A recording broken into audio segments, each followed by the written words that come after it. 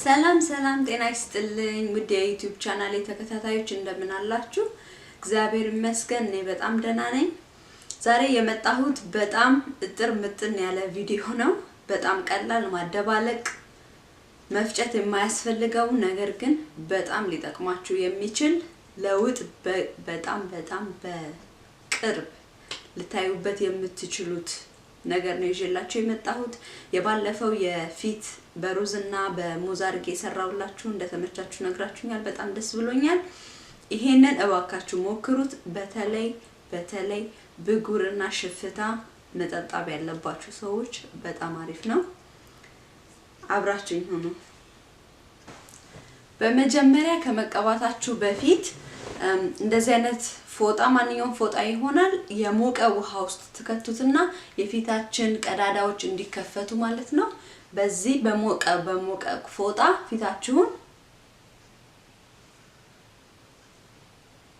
እንደዚህ ታደርጉታላችሁ ማለት ነው። የፊታችን ቀዳዳ ይከፈታል። ድጋሚ ከታችሁ የሞቀውን ውሃ ማለት ነው ፎጣውን ጭምቅ አርጋችሁ ፊታችሁ ላይ እንደዚህ ከዛ ሙዙን በመናደርግበት ሰዓት ቀዳዳው ቶሎ ይገባልናል። ሙሉውን በአንድ ሳምንት እየተቀባችሁ ለውጡን በእናታችሁ አሳውቁኝ አደራ። ፊታችንን ስቲም አድርገን ከጨረስን በኋላ ይሄንን ለመቀባት እንዲመቸን እንቆርጠዋለን ማለት ነው።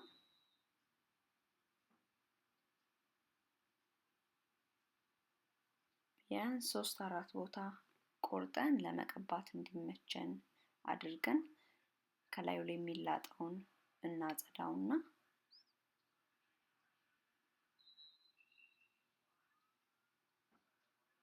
በንጹህ ፊታችን እንደዚህ እናሸዋለን ማለት ነው።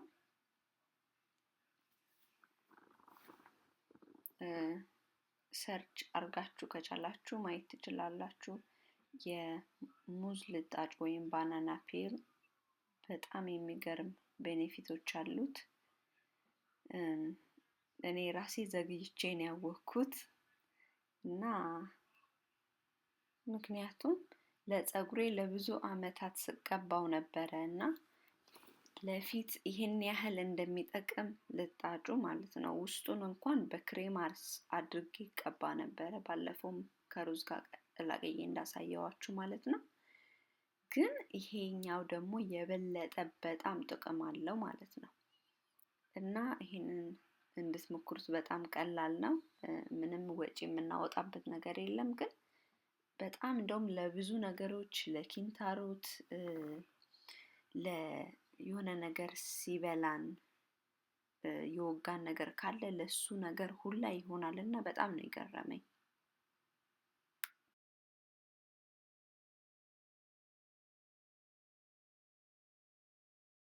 ተቀብታችሁ ሲጨርሱ ቢያንስ ከ20 እስከ 30 ደቂቃ ፊታችሁ ላይ ማቆየት ትችላላችሁ። ከዛ በኋላ መታጠብ በየቀኑ መጠቀም ትችላላችሁ። ምንም አይነት ችግር አያመጣም። ምንም አይነት ችግር የለውም። ለማንኛውም አይነት ፊት ይሆናል።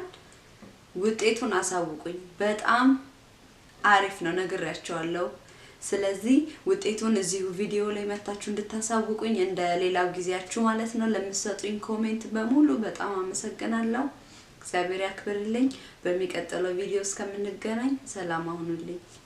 ቻው።